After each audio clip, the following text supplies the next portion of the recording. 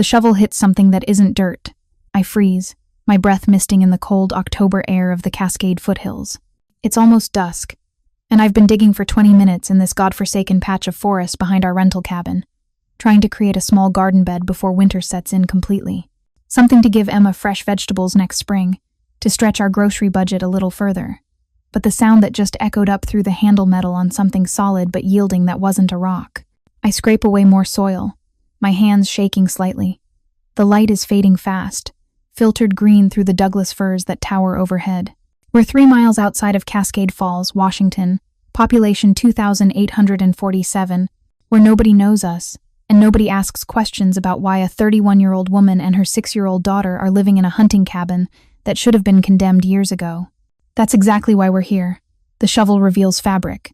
Dark, expensive-looking fabric caked with dirt, and my stomach lurches what might be blood. Oh God, I whisper. I drop to my knees, ignoring the cold mud soaking through my jeans, and start digging with my hands. Dirt lodges under my fingernails as I uncover more fabric, then a shoulder, then a face. A man's face, gray-tinged and motionless, dirt crusted in his nostrils and at the corners of his mouth. His eyes are closed. He's not breathing. He's dead. Someone buried a body in the woods behind our cabin, and I just wait. I press 2 fingers against his neck, searching for a pulse I know I won't find. His skin is cold, but not corpse cold. Not yet. And they're faint, irregular, barely perceptible, a flutter beneath my fingertips. Holy shit, I breathe. You're alive. If you're enjoying this story so far, don't forget to hit the like button and subscribe. Drop a comment telling me where in the world you're watching from. I love hearing from you. Training kicks in. 3 years, as an EMT before Emma was born, before everything fell apart, before I became just another struggling single mother trying to stay invisible. I haven't worked in emergency medicine since, but the instincts remain.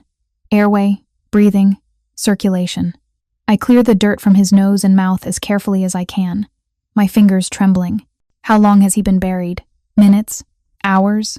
His lips are blue-tinged, his breathing shallow and irregular when I put my cheek close to his mouth. He needs a hospital. He needs professional help, equipment, oxygen, a trauma team, but I can't call 911. The thought is automatic, instinctive, the product of 6 months on the run. We came to Cascade Falls because it's remote, because it's the kind of place where people mind their own business, because my ex-husband's private investigators would never think to look for us in a falling-apart hunting cabin with no internet and spotty cell service. If I call 911, there will be police. There will be questions. There will be records. A paper trail leading straight to us. Marcus will find us. The man beneath my hands makes a sound, something between a groan and a gasp. His eyelids flutter but don't open. In the fading light, I can see he's probably in his late 30s, with dark hair matted with dirt and blood, strong features, the kind of face that's probably handsome when it isn't half dead and buried in the ground. Someone tried to kill him. Someone buried him alive and left him to suffocate in the cold earth. And now I have to decide whether saving his life is worth risking my daughter's safety. Mommy? The small voice behind me sends ice through my veins. I turn to find Emma standing at the edge of the clearing, her pink jacket bright against the darkening forest, her stuffed rabbit clutched in one hand. Her blue eyes, so much like her father's, a constant reminder, are wide with concern. Baby, I told you to stay inside until I came to get you. I got lonely. She takes a step closer, craning her neck to see what I'm kneeling over. What's that? Don't come any closer, Emma. My voice is sharper than I intend. Go back to the cabin right now. I'll be there in a few minutes. But Mommy. Now Emma, please. Something in my tone must convince her. She backs away slowly, then turns and runs toward the cabin, her rabbit bouncing against her side. I watch until she disappears through the door, then turn back to the man at my feet. He's going to die if I don't help him. That's not a guess or a possibility, it's a medical certainty. Whatever injuries he has beyond the burial, he's in severe shock, probably hypothermic, maybe hypoxic from lack of oxygen. Every minute I spend debating is a minute closer to irreversible brain damage or death. I think of Emma's face, the way she looked at her father during the custody hearing, her small hand gripping mine as Marcus's lawyer painted me as an unfit mother, the way she cried when I packed our things in the middle of the night and told her we were going on an adventure, just the 2 of us. The way she's finally started to smile again in our little cabin in the woods, away from the fear and the fighting. This man is someone's son, maybe someone's father, maybe someone's husband. Damn it. I dig faster, uncovering his chest, his arms.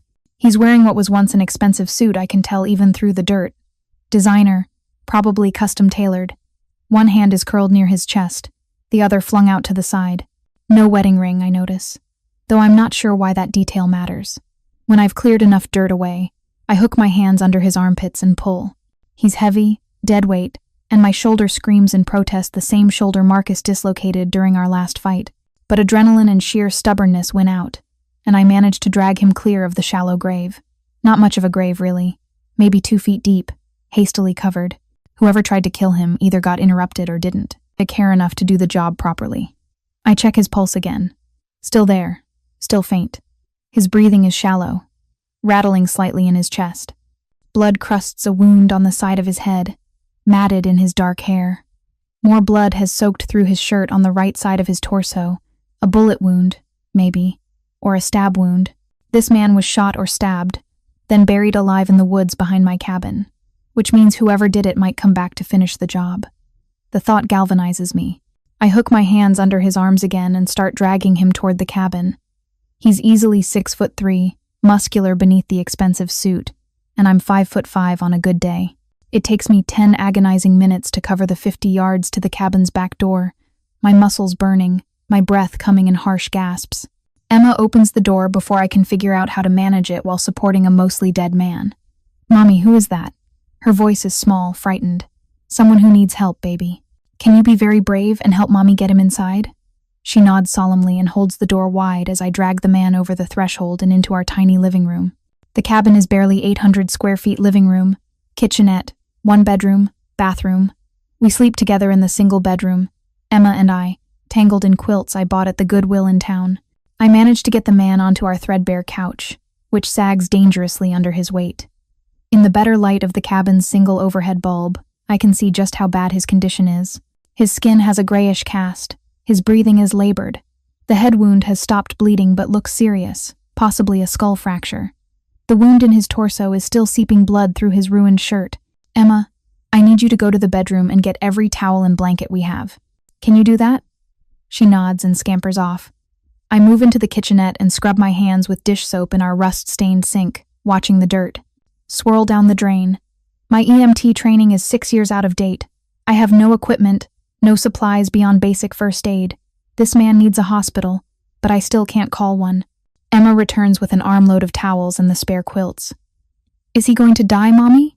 The question is so direct, so matter-of-fact in that way children have, that I almost laugh despite everything. "I'm going to try very hard to make sure he doesn't, baby." I press towels against the wound in his torso, applying pressure. His shirt is expensive, silk maybe, now ruined beyond repair. I need to cut it away to see the injury properly. But we don't have scissors. Marcus wouldn't let me pack anything that could be considered a weapon during the supervised packing, supervised by his lawyer and a hired security guard. I use my keys instead, sawing through the fabric until I can peel it away. The wound is a bullet hole. Entry, no exit, which means the bullet is still inside him. The wound itself isn't bleeding too badly anymore, which could mean he's clotting or that he's bled out enough that his blood pressure has dropped dangerously low. I check his pulse again. Thready. Fast. Definitely shock. "Emma, remember the emergency first aid kit in the bathroom? Under the sink? The one you said was only for really bad owies?" "Yes. Bring it to me, please." While she fetches it, I assess the rest of his injuries. The head wound is concerning but not actively bleeding. No obvious broken bones, though I can't be sure without x-rays. His hands are scraped raw, nails torn he fought back. Or maybe he tried to dig himself out before losing consciousness. Emma returns with the small plastic first aid kit, and I snap it open. Band-aids, gauze pads, antiseptic wipes, medical tape. Laughably inadequate for what I'm dealing with, but it's what I have. I clean the bullet wound as best I can, then pack it with gauze and tape it down firmly. The head wound gets the same treatment. I elevate his legs with the pillows from our bedroom, trying to keep blood flowing to his vital organs. Then I pile every blanket and quilt we own over him, tucking them around his still form. His color is marginally better, or maybe I'm just desperately hoping it is. "Mommy." His eyes are opening. I look down to find she's right. His eyelids are fluttering, and then slowly, with obvious effort, they open fully. His eyes are gray, not blue or brown or hazel, but genuine gray, like smoke or storm clouds. They fix on me with startling intensity despite his weakened state. Where? His voice is barely a whisper, rough with pain and dehydration. Don't try to talk, I say quickly. You're hurt. You're safe now, but you need to stay still. His eyes move around the room, taking in the shabby cabin, the bare walls, Emma standing behind me with her rabbit clutched to her chest. Then back to me. Who? He tries again. I'm Sarah. This is Emma. I found you in the woods. You were buried. Something flashes in those gray eyes. Recognition? Fear? Anger? It's gone too quickly to identify. Help. The word is barely audible. Need help. I know, but I can't. I stop, aware of Emma listening. I can't take you to a hospital. Not right now. Can you tell me what happened? He's silent for a long moment, his breath wheezing slightly. Then, ambush. A cough cuts him off, and I see blood fleck his lips. Internal bleeding. He probably has internal injuries beyond the bullet wound. He's going to die in my living room if I don't get him real medical care. Who ambushed you? I ask, though I'm not sure I want the answer. Who did this to you? His eyes meet mine again, and for the first time, I see something beyond pain and confusion. I see calculation, assessment. This man, even half dead on my couch, is evaluating me, deciding what to tell me and what to keep hidden. Business associates, he finally says. Disagreement. Business associates who bury people alive aren't in the kind of business that gets reported to the Better Business Bureau. Are they coming back? I ask, my voice tight with fear I'm trying to hide from Emma. Are they going to look for you? No. He closes his eyes briefly. Think I'm dead. Checked pulse. Was shallow. Left me. So they did try to make sure he was dead. They just didn't try hard enough, or got interrupted. Or, how long were you buried? Don't know. Woke up. Couldn't breathe. Tried to dig out. Then nothing. His breathing is becoming more labored. You saved my life. Don't thank me yet. You're still in really bad shape. Mommy, is he a bad guy? Emma's question is whisper quiet, meant only for me. The man's eyes flick to her, and something in his expression softens almost imperceptibly. No, baby, I hear myself say, though I have no idea if it's true. He's just someone who got hurt and needs our help. The first night is the worst. After Emma finally falls asleep in our bedroom after I've answered 100 questions and promised her everything is okay, and sung her lullabies until her eyes closed, I return to the living room to find the man burning up with fever. I don't know his name. He lost consciousness again shortly after our brief conversation, and he hasn't woken since. His breathing has become more ragged, his fever climbing despite the blankets I removed once I realized he was burning up rather than freezing. I have children's Tylenol for Emma. That's it. No antibiotics, no IV fluids, no oxygen. I sit beside the couch in the cabin's only chair, a rickety wooden thing I found at a yard sale, and press a cool cloth to his forehead. In the dim light from the lamp I've left on, I can see his face more clearly. He's handsome, I realize, with strong features and a jaw dark with stubble. There's a scar along his left eyebrow, old and faded. His hands, resting on top of the blankets, are large and capable looking, with long fingers and rough calluses that seem at odds with his former attire. Who are, don't you? I think, studying his unconscious face. What kind of business associate bury people alive? His phone, if he had one, is gone. His wallet is gone. His pockets are empty except for dirt. Whoever tried to kill him stripped him of identification before burying him, which means someone wanted him not just dead but untraceable. The fever breaks around 3 a.m. I'm half asleep in the chair when I realize his breathing has changed, become deeper and more regular. When I check his forehead, his skin is cool and clammy rather than burning. Thank God, I whisper. His eyes open at my voice. Hey, I say softly. You're still alive. That's good. He stares at me for a long moment, as if trying to remember who I am or where he is. Then, Sarah, that's right. How do you feel? Like I was shot and buried alive. His voice is stronger now, though still rough. That's probably because you were shot and buried alive. The bullet's still in there, by the way. You need a real doctor. Can't. He tries to sit up, winces, and falls back against the pillows. Not safe. Not safe for who? You or us. His eyes sharpen despite his obvious pain. You think I'm a danger to you. I think someone who gets shot and buried in the woods probably has enemies. I think those enemies might come looking.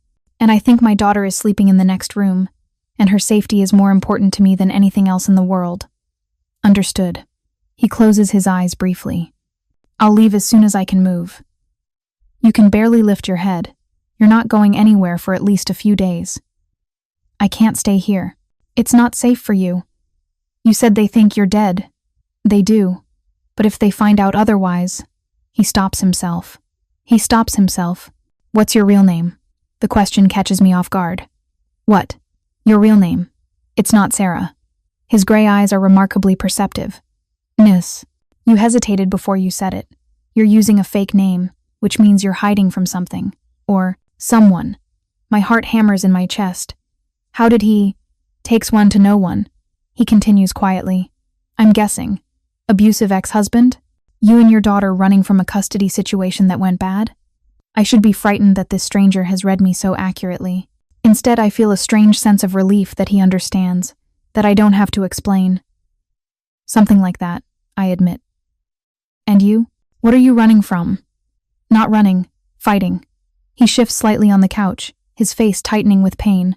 But that's not important right now. What's important is that you understand the men who did this to me.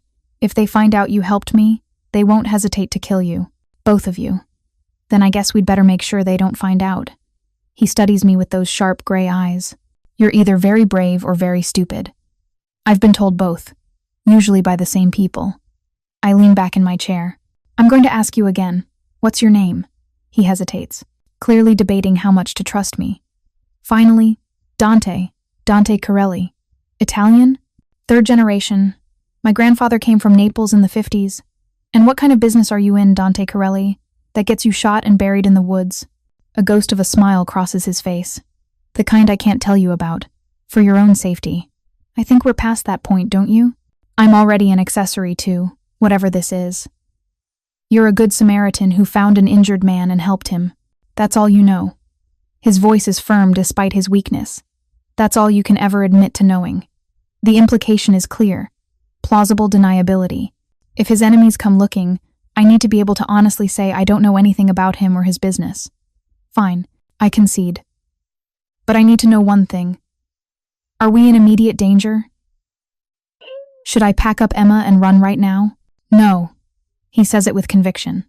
They buried me 3 miles into the woods, far from any trails. It was meant to be a permanent grave. No one's coming back to check on it. He coughs, grimacing with pain. You're safe. For now. Not the most comforting assurance I've ever received. Get some rest, I tell him. We'll figure out next steps in the morning. But as I watch his eyes drift closed again, I'm already wondering what those next steps could possibly be. I have a seriously injured man on my couch who was the victim of an attempted murder. I can't take him to a hospital without creating a paper trail. I can't call the police without drawing attention to us. And I'm starting to suspect that Dante Corelli is much more than he's telling me. The expensive suit, the calculated way he speaks, the fact that he was buried in the woods rather than simply shot and left suggesting someone wanted his death to be slow, painful, and untraceable. This isn't a random victim of violence. This is someone important enough to kill in a very specific way, someone dangerous, and I just invited him into my home, into my daughter's life, because I couldn't stand by and let him die. God help us both. Morning comes too quickly, pale autumn light filtering through the cabin's grimy windows. I wake in the chair beside the couch, my neck stiff and aching, to find Dante already awake and watching me. You stayed, he observes quietly. Someone needed to make sure you didn't die in the night. I stretch carefully, wincing at the protest from my muscles. How do you feel? Like hell. But there's more alertness in his gray eyes now, more presence, but better than yesterday. I move to check his wounds, peeling back the makeshift bandages. The bullet wound has stopped bleeding, though it's angry red around the edges, infection starting. Probably inevitable, given the circumstances. The head wound looks slightly better, crusted but clean. You need antibiotics, I say, and that bullet needs to come out. I know people. Medical people who don't ask questions. He tries to. Sit up, manages it this time despite obvious pain. If you can get me to a phone. The cabin doesn't have a landline. Cell service is spotty at best out here. I replace the bandages carefully. That's kind of the point of this place. Then I need to get to town. Find a payphone. You can barely sit up. You're not walking 3 miles into Cascade Falls. I don't have a choice. There's steel beneath the pain in his voice. The longer I stay here, the more danger you're in. Mommy? Emma's small voice comes from the bedroom doorway. She's clutching her rabbit, her hair sleep mussed, her eyes wary as they fix on Dante. Is the hurt man still here? Yes, baby. He's feeling a little better this morning. I move toward her, putting myself between her and Dante instinctively. Are you hungry? I can make oatmeal. Is he going to stay? She peers around me at Dante with the frank curiosity of childhood. Just for a little while, until he's well enough to leave. Dante shifts on the roundo, couch, and despite his injuries, there's something in the movement that's deliberate, calculated to appear less threatening. Hello, Emma. I'm Dante. Thank you for sharing your home with me. Emma considers this seriously. You're welcome. Mommy says we should help people when they're hurt. She takes a tentative step forward. Did bad people hurt you?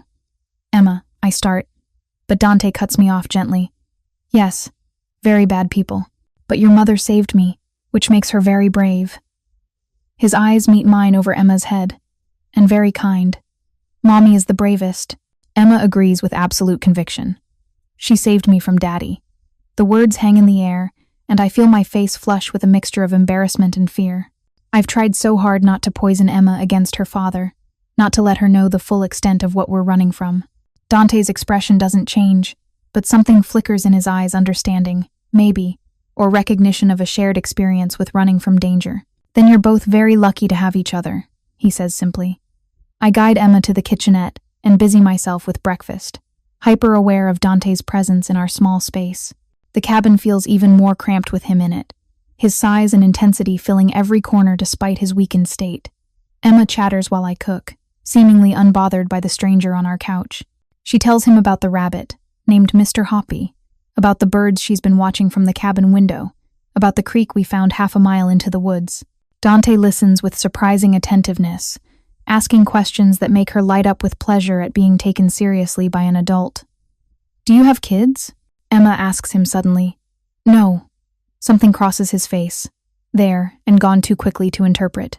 No children. Why not? Emma, that's not polite. I interject, bringing bowls of oatmeal to the small folding table that serves as our dining area. It's okay. Dante's voice is soft. I guess I've been too busy with work to think about a family. What kind of work do you do? Emma asks, spooning oatmeal into her mouth.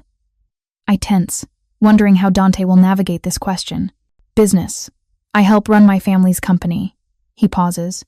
It's not very interesting, I'm afraid. Mommy used to help sick people. Emma volunteers. She was an EMT. That means she drove ambulances and saved people's lives. Dante's gaze sharpens on me. Is that so? A long time ago, I say quickly. Before Emma was born. And yet you still knew exactly what to do when you found me.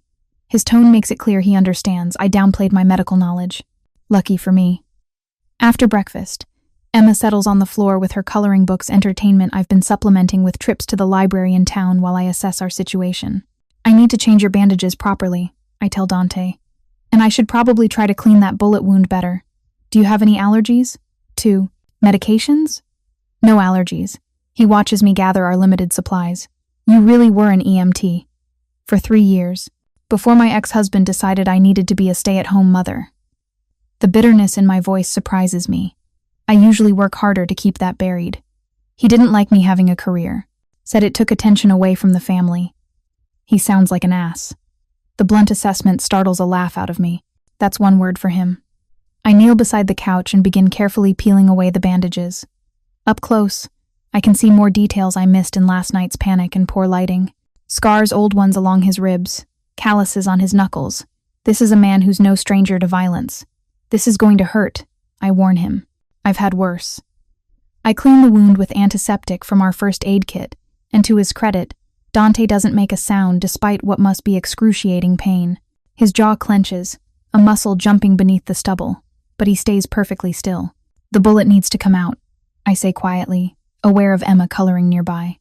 It's going to get infected if it stays in there. But I can't, I don't have the tools, the training for that kind of extraction. I know. He's breathing carefully, shallowly. That's why I need to contact my people. They'll send someone. Your people. I secure fresh bandages. You keep saying that. Who exactly are your people, Dante? He's quiet for a long moment. Then, my family. We've been in business in Seattle for 3 generations. We're influential, connected.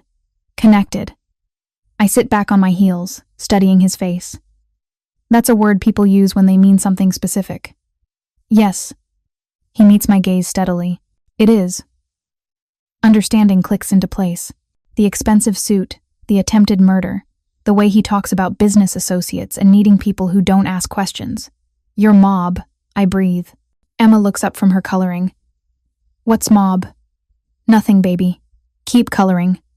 I turn back, to Dante, my voice dropping to barely above a whisper. Your Mafia. That's not a word we use, but he doesn't deny it. My family has certain interests in the Seattle area. Shipping, real estate, construction. Some of those interests have historically operated in gray areas of the law. Gray areas. I want to laugh at the euphemism. Someone tried to murder you and bury you in the woods. That seems pretty black and white to me. Business disputes sometimes escalate. His voice is maddeningly calm. I told you you're safer not knowing details. I rock back, my mind racing. I've brought a Mafia member into my home, into Emma's life. The very thing I've been running from: danger, violence.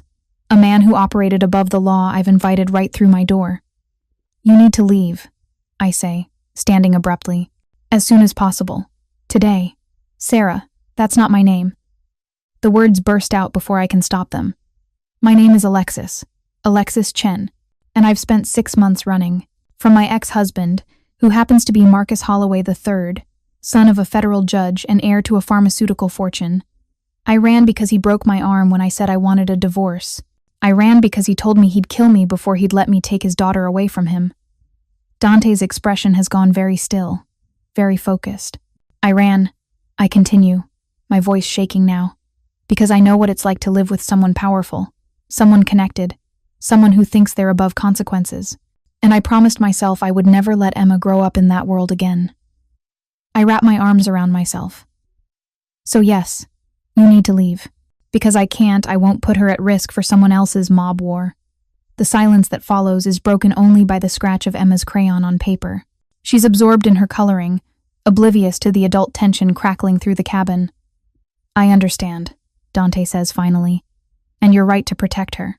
But Alexis, he uses my real name, deliberately. I need 1 day, maybe 2, just until I can stand, walk to town, make a call, then I'll be out of your life forever. And what happens when your enemies find out you're alive? What happens when they start looking for you? They won't look here. Why would they? This cabin is in the middle of nowhere, rented under a fake name to a woman who doesn't exist on any of their radars. His gray eyes are intense. You're safer with me gone, yes. But you're safest if I can disappear properly, get my people to extract me quietly. If I try to walk to town now, I'll collapse before I get half a mile. Someone will find me, call an ambulance, and there will be records. Questions. He shifts carefully on the couch. Give me 48 hours. Let me heal enough to move properly. Then I'll call my people. They'll pick me up from wherever you want, not here, somewhere else, and you'll never see me again. I want to refuse. Want to tell him to leave now, to take his violence and his dangerous connections and get out of our sanctuary. But the practical part of my brain, the EMT part that learned to assess situations quickly, knows he's right. He can barely stand. If he tries to leave now, he'll end up in a hospital or dead, and either way there's a chance it leads back to this cabin. 48 hours, 2 days. Then he'll be gone and Emma and I can go back to our quiet, hidden life. Fine, I say. 48 hours, but you stay on that couch. No wandering around. No doing anything that might tear your stitches or make things worse. Agreed. And you don't talk to Emma about your business. She doesn't need to know anything about what you do or why you were hurt. Of course. And when you leave, you forget this place exists. You forget you ever met us.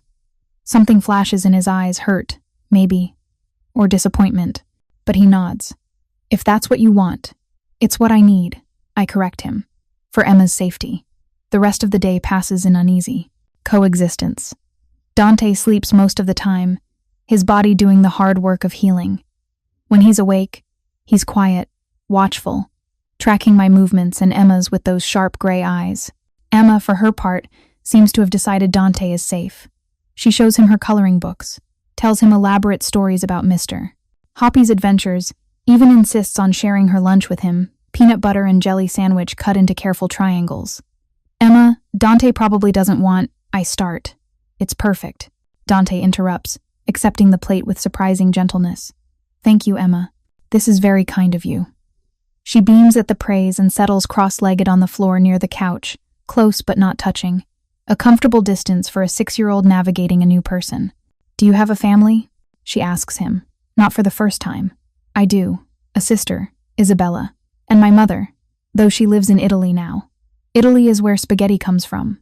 Emma announces with the certainty of a child who's learned one fact and extrapolated wildly from it. That's true. Italy is also where my grandfather came from, a long time ago. Why did he come here? He wanted a better life for his family, more opportunities. Dante's voice is soft, his eyes distant.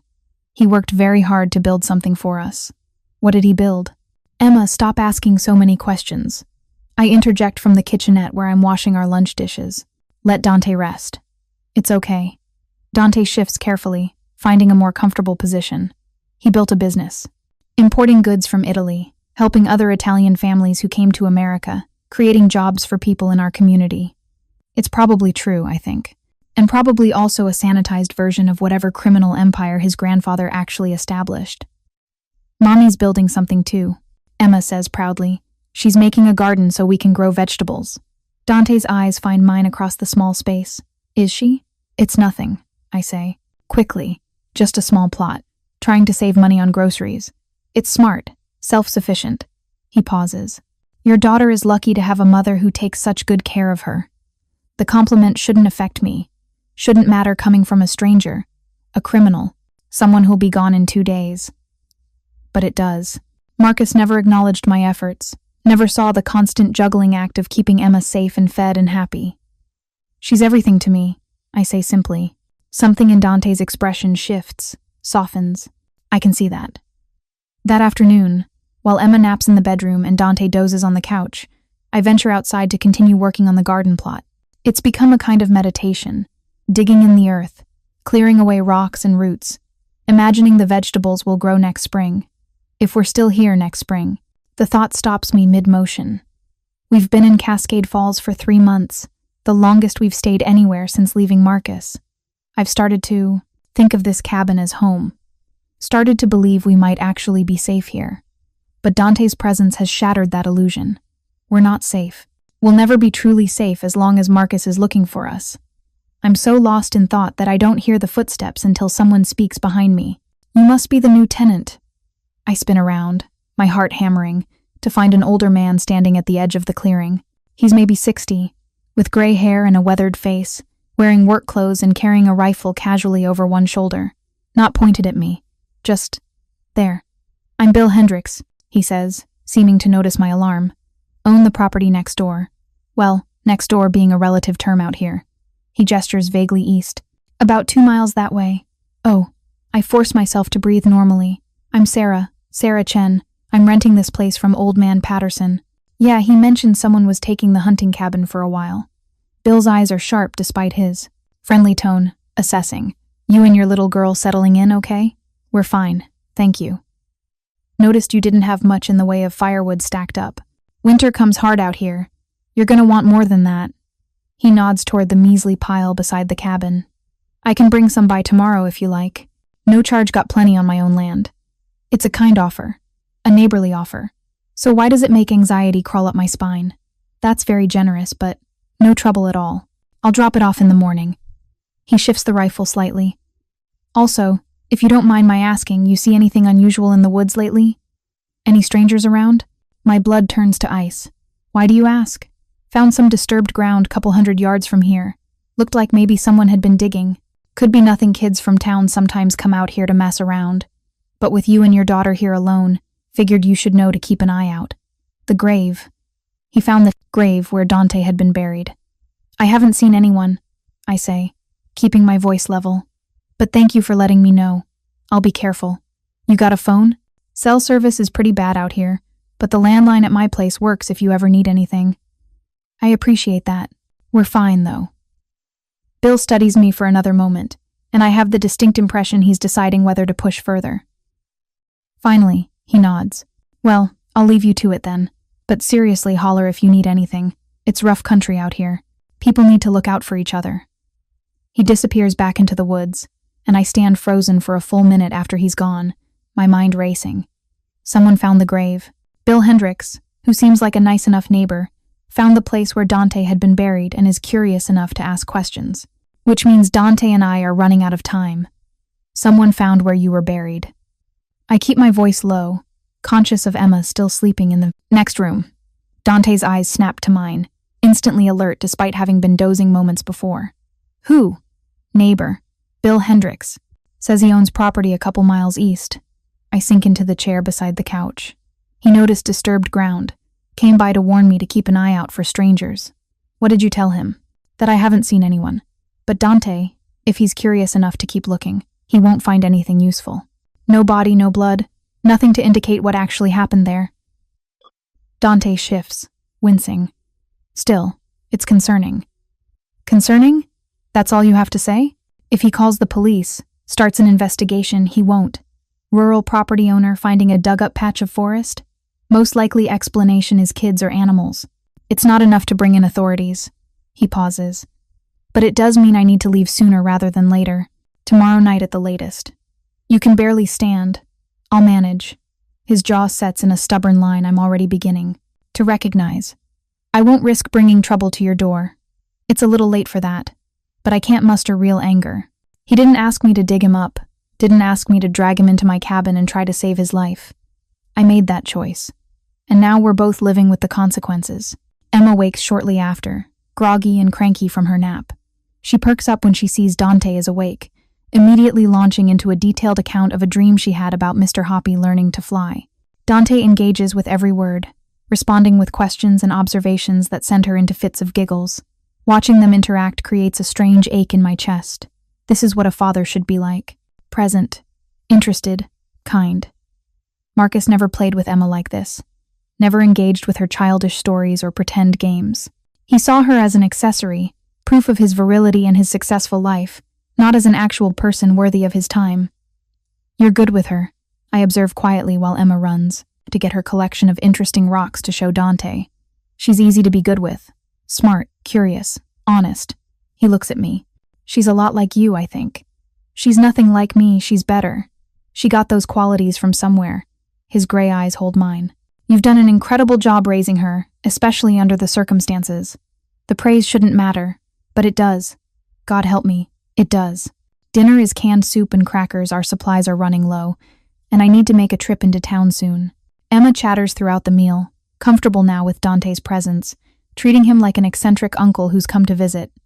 After dinner, she insists on showing him her favorite book, a picture book about planets and stars that the librarian in Cascade Falls gave her for free because every child should have books of their own. Dante reads it to her, his deep voice softening for the childlike prose, and I watch from the kitchenette with that strange ache in my chest intensifying. This is temporary. 2 days less than 2 days now. Then he'll be gone, and Emma and I will return to our isolated existence. The thought should be comforting. Instead, it feels like losing something I didn't know I wanted. That night, after Emma has fallen asleep in her own bed this time, having adjusted to the stranger in our living room, Dante and I talk quietly in the lamplight. Tell me about Marcus, he says. I should refuse, should maintain boundaries, keep him at a distance. But something about the darkness, the isolation, the strangeness of having another adult to talk to after months of solitude, loosens my tongue. We met at a hospital fundraiser. I was working as an EMT, and he was there with his father, the judge. He was charming, attentive, and successful. Everything I thought I wanted. I curl into the chair, pulling my knees up. I didn't see the red flags, or maybe I did and ignored them because I was so flattered by his attention. What red flags? The jealousy, the need to control where I went, who I talked to, the way he'd criticize me in front of others but pass it off as jokes. I trace a pattern on my genes. After we got married, it got worse.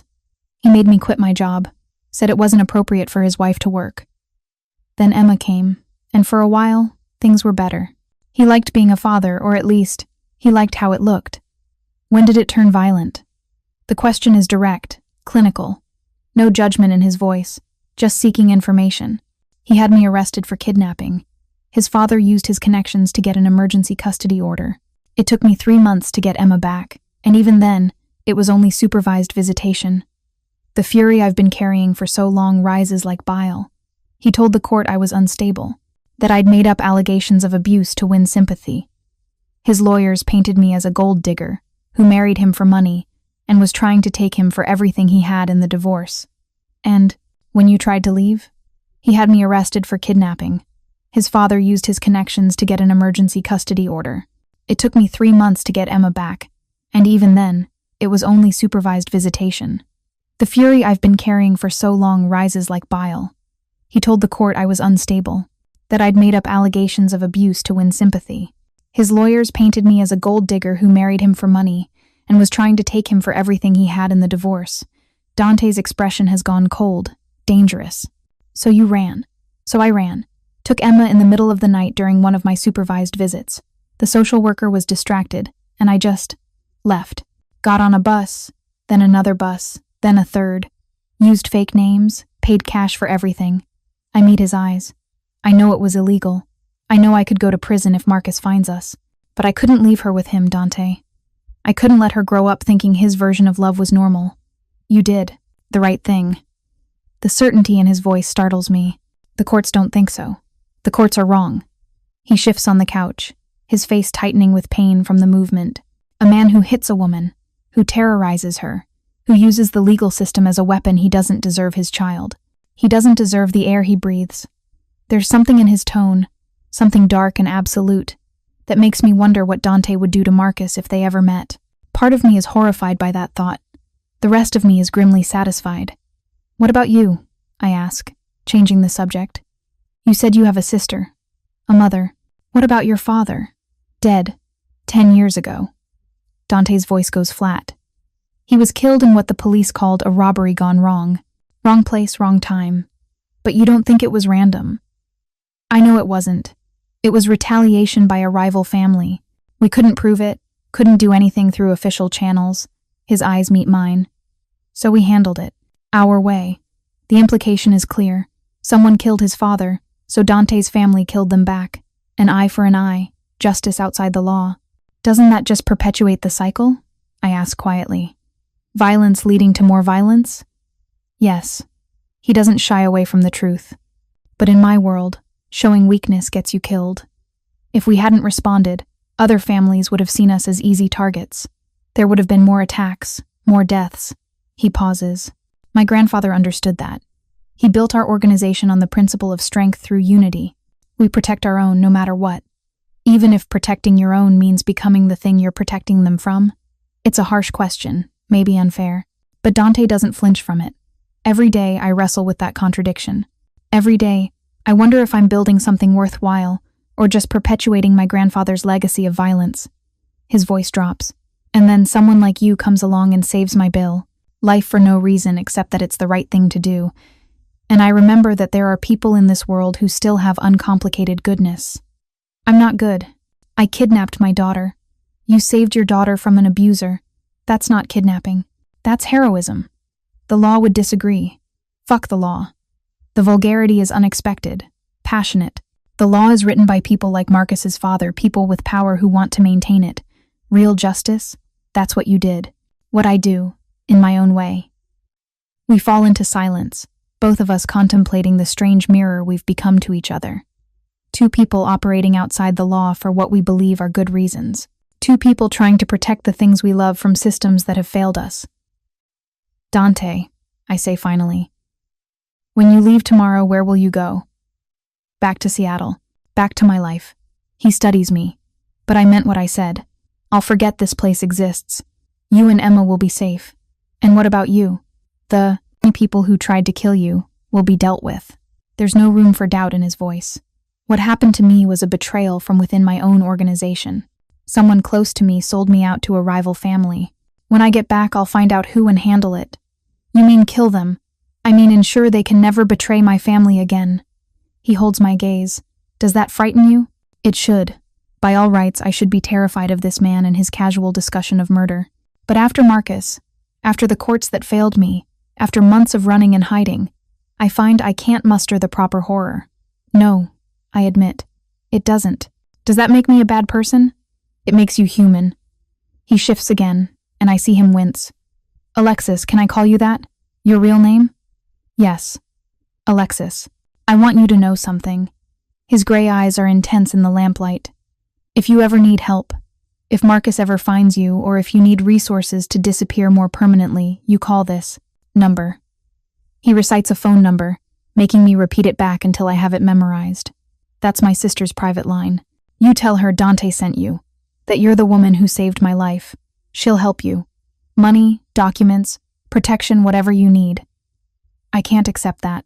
I can't be in debt to. You're not in debt. I am. To you. He leans forward despite the pain it clearly causes.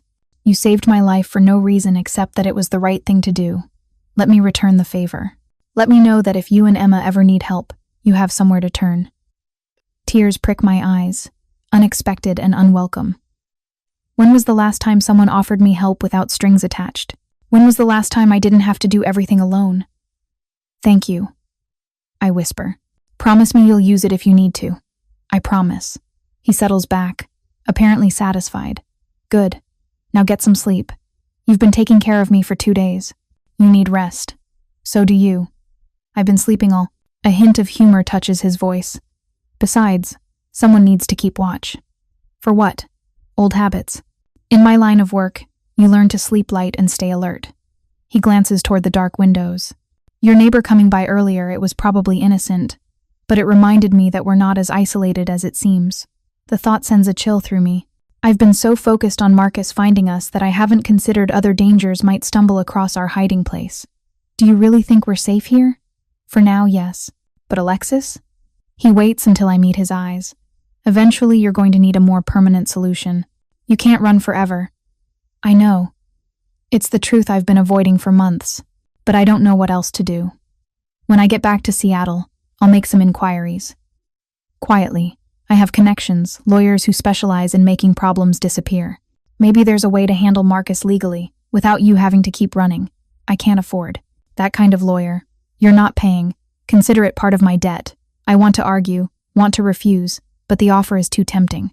The idea of maybe, possibly, being able to stop running, to give Emma a stable home, a real life? Think about it, Dante says. No pressure. But the offer stands. I nod, too emotional to trust my voice. That night, I lie in bed next to Emma's small, warm body and think about the strange turn my life has taken. 2 days ago, I was alone, desperate, convinced that my only option was to keep running until either Marcus gave up or I disappeared so completely he'd never find us. Now I have a phone number memorized, a promise of help from people I should probably fear, a connection to someone who understands what it's like to operate outside the law for what you believe is right. And tomorrow, Dante will leave, and I'll have to decide whether to take him up on his offer or continue on alone. Morning comes with the sound of a truck engine. I'm awake, instantly, my heart racing, moving to the window to peer through the curtains. A pickup truck is parked in the clearing. Bill Hendricks, true to his word, delivering firewood. Shit, I breathe. Dante is already awake and alert on the couch, trying to sit up. Who is it? The neighbor. He said he'd bring firewood. I watch as Bill climbs out of the truck, starts unloading split logs. I need to go out there, keep him from coming to the door. Can you keep him outside, away from the cabin? I'll try. I throw on a jacket and slip outside, forcing a smile as I approach Bill. Morning, he calls cheerfully. Brought you that firewood. Where do you want it stacked? By the side of the cabin is perfect. Thank you so much for this, Mr. Hendricks. Bill, please. And it's no trouble.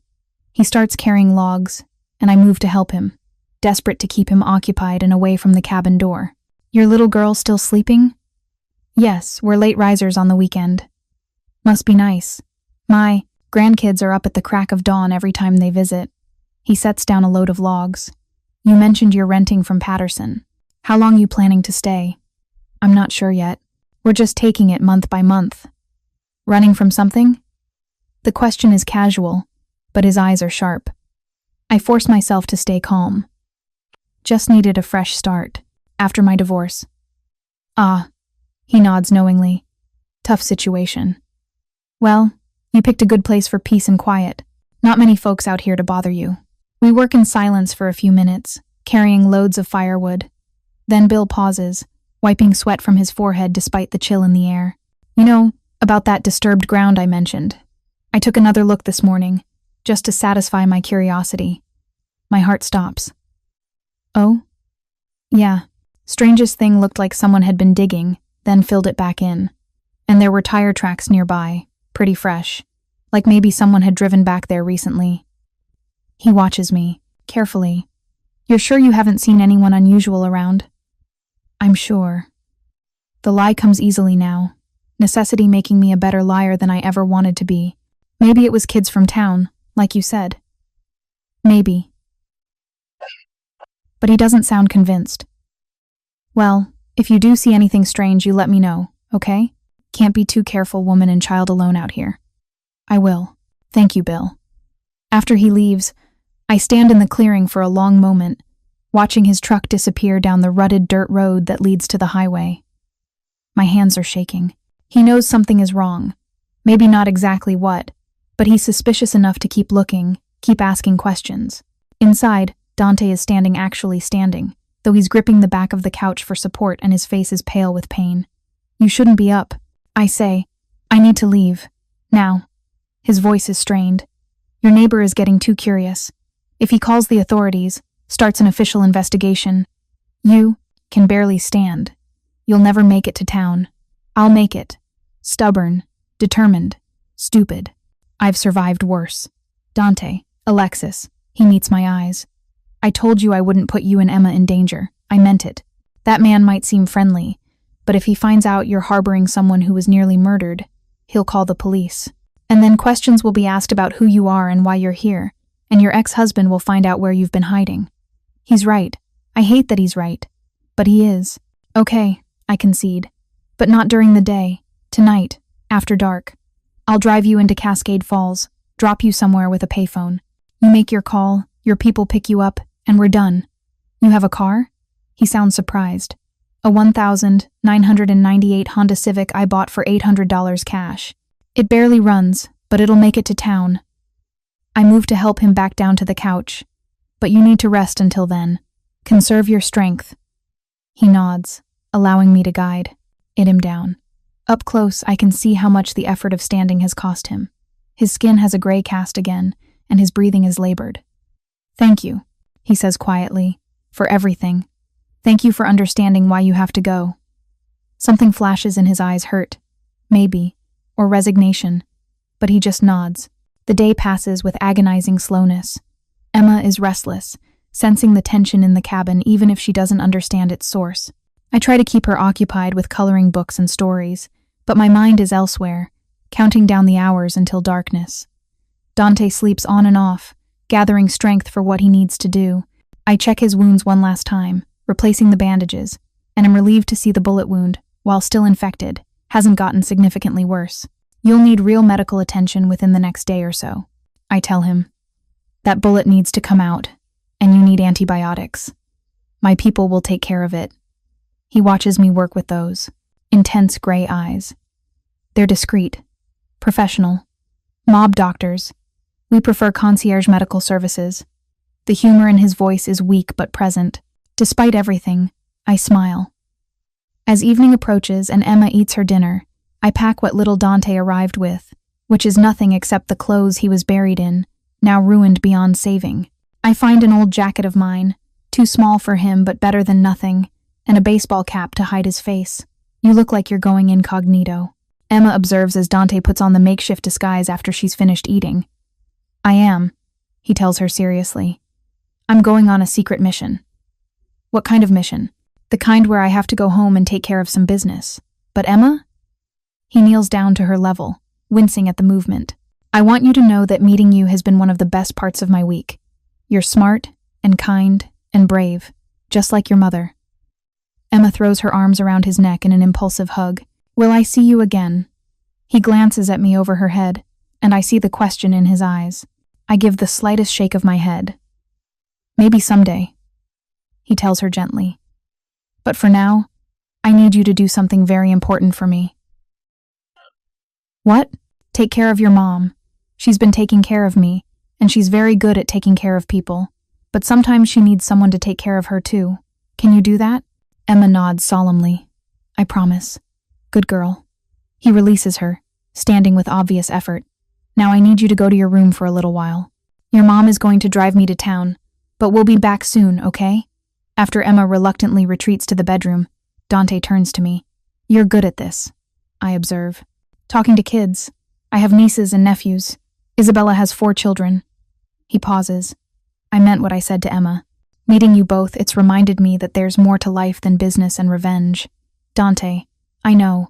I'm leaving, but I wanted you to. I know. He takes a step closer. You're remarkable, Alexis Chen. Strong and brave and kind. Emma is lucky to have you. You said that already. It bears repeating. His hand comes up, gently brushing a strand of hair from my face. If things were different, if I wasn't who I am, if you weren't running, but we are. You are, and I am. I know. His hand drops. Doesn't stop me from wishing. The moment hangs between us, weighted with possibility and impossibility in equal measure. Then I step back, breaking the spell.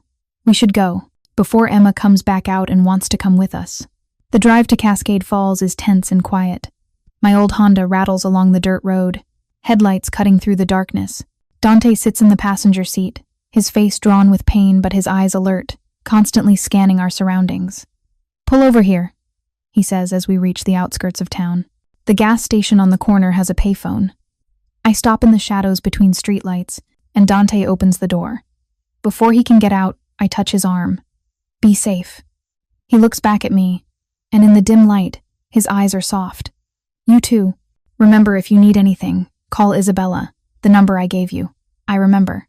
He nods, then pulls something from his pocket, a thick fold of bills I didn't know he had. Take this. Dante, no, please, for Emma. Consider it payment for medical services rendered. When I hesitate, he adds, I have more money than I know what to do with, and you're living in a cabin with no heat and barely any food. Let me do this. Let me help. I take the money because he's right.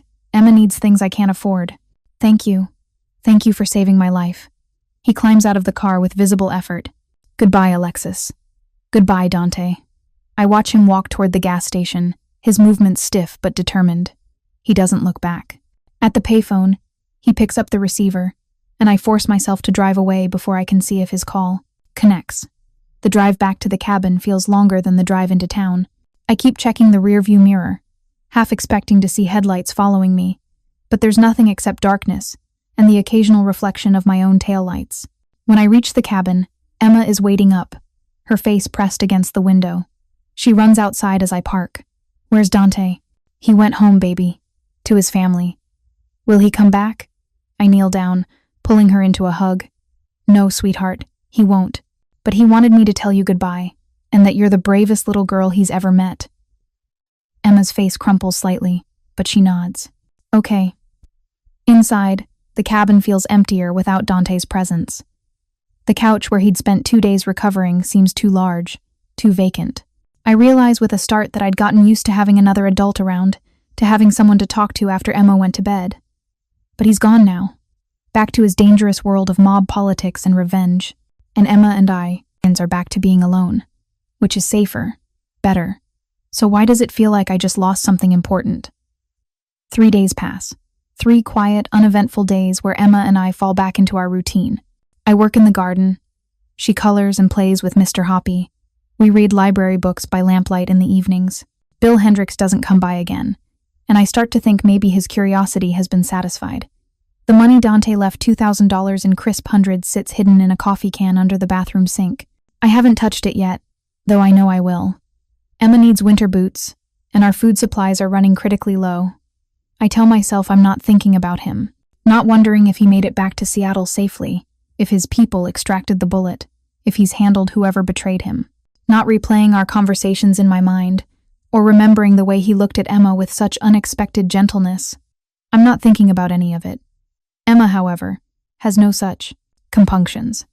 Do you think Dante is okay? She asks on the 3rd evening as I tuck her into bed. I'm sure he is, sweetheart. He's probably back with his family now, All better. I miss him.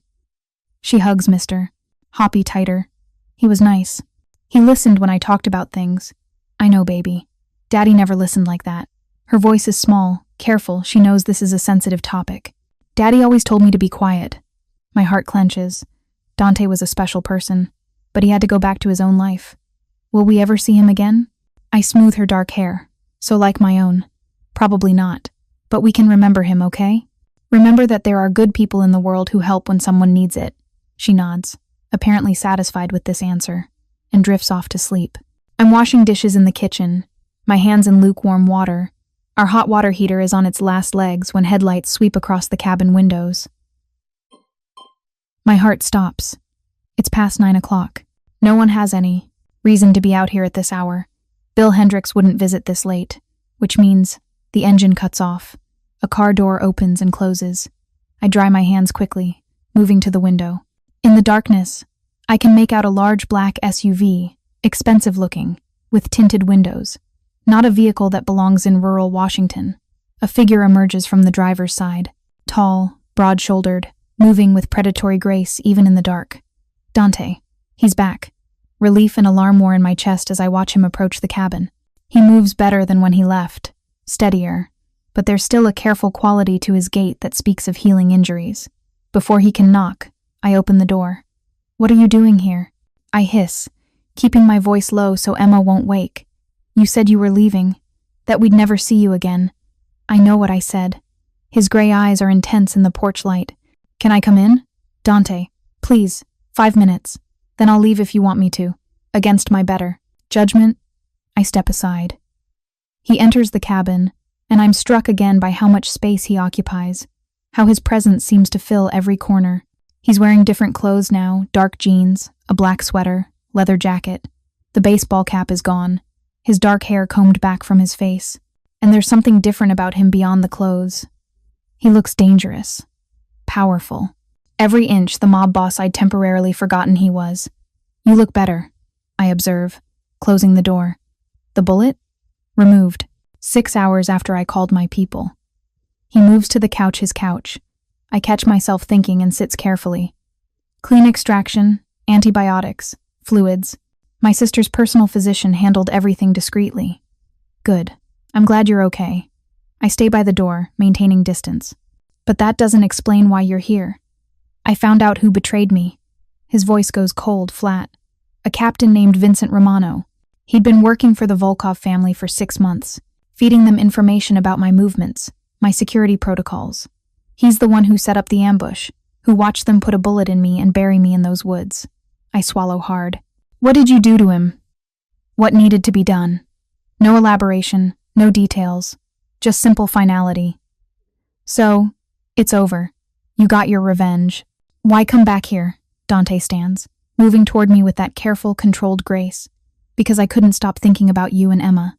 Because I've spent 3 days back in Seattle handling business, and every moment I was thinking about this cabin, about the woman who saved my life for no reason except that it was right.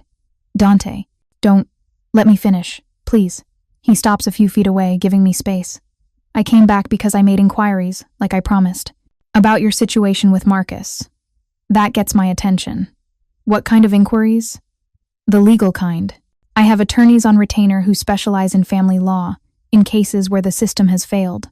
I told them about your situation, not where you are, not your real name, just the broad strokes. A woman fleeing an abusive spouse, a judge using his connections to manipulate custody. He reaches into his jacket and pulls out a manila envelope. They did some digging. Turns out Marcus's father, Judge Holloway, has a history of these kinds of maneuvers. 4 other cases in the past decade where women accused of parental kidnapping were pursuing legitimate domestic violence claims. All of them lost custody. All of them had their reputations destroyed. I take the envelope with shaking hands. What is this? Evidence. Documentation. A pattern of judicial misconduct that a good attorney could use to reopen your case, to challenge the custody order. His eyes hold mine. It's not a guarantee, Alexis, but it's a chance. A real chance to stop running. I open the envelope, scan the documents inside. Legal briefs, case summaries, even what looks like a private investigator's report on Judge Holloway's connections to Marcus's legal team. How did you? When did you? This is less than 3 days of work. I'm a motivated man, and I have extensive resources. He pauses. There's more. The attorneys I consulted, they're willing to take your case pro bono. As a favor to me, all you have to do is say yes. It's too much, too overwhelming. 3 days ago, I was resigned to running forever, to raising Emma in hiding until she was old enough to decide for herself whether to return to Marcus's world. Now Dante is offering me a way out, a legal way, through the very system that failed me. Why? The question comes out as barely a whisper. Why would you do this for me? Because you saved my life. Because you and Emma deserve better than living in a cabin with no heat and barely any food. Because... He stops himself, seeming to struggle with the words. Because when I was buried in that dirt, suffocating, accepting that I was going to die, my last coherent thought was that I'd wasted my life, built an empire, avenged my father, commanded respect and fear, but never found anything that mattered beyond the business. He takes a step closer. Then you dug me up. You, this complete stranger who had every reason to leave me there, to protect yourself and your daughter from potential danger. And in 2 days in this cabin, I felt more human than I have in 10 years. Emma's laughter, your fierce protectiveness, the way you both created a home out of nothing, it reminded me what I've been missing. Dante, I'm not asking for anything, he interrupts. I'm not expecting gratitude or anything else. I just want to help. Let me give you what you gave me, a second chance. I stare at the envelope in my hands, at this impossible gift he's offering, a way back to a real life, to stop running, to let Emma have friends and school and normalcy. If I do this, I say slowly, if I use these lawyers and reopen the case, Marcus will know where I am. He'll fight back. He'll lose. Dante's voice is absolute. Because you'll have better attorneys than his father can buy. Because the evidence of judicial misconduct will make the original custody order questionable. And because he hesitates. Because I'll make sure Marcus understands that you're under my protection, that any attempt to harm you or intimidate you will be met with consequences he doesn't want to face. You mean you'll threaten him? I mean, I'll ensure he understands the cost of continuing, to terrorize you and your daughter. His gray eyes are hard as steel. I may operate outside the law in many ways, Alexis, but I have extensive legitimate business interests. Connections in Seattle, in politics, in industries Marcus needs to maintain his lifestyle. One word from me, and his pharmaceutical distribution contracts dry up. His father's judicial appointments get challenged. His social standing crumbles. It's a Mafia don speaking now, not the wounded man I nursed back to. Health. This is Dante Corelli in his element, wielding power like a weapon. And God help me, I'm not frightened. I'm relieved. I need to think about this. I say finally. Of course. Take all the time you need. He moves toward the door, then pauses. But Alexis? Don't take too long. Winter's coming, and this cabin isn't going to keep you warm through a Cascade winter. Emma deserves better. I know she does. I need to be sure I'm making the right choice. There's no perfect choice. There's only choosing between different kinds of risk.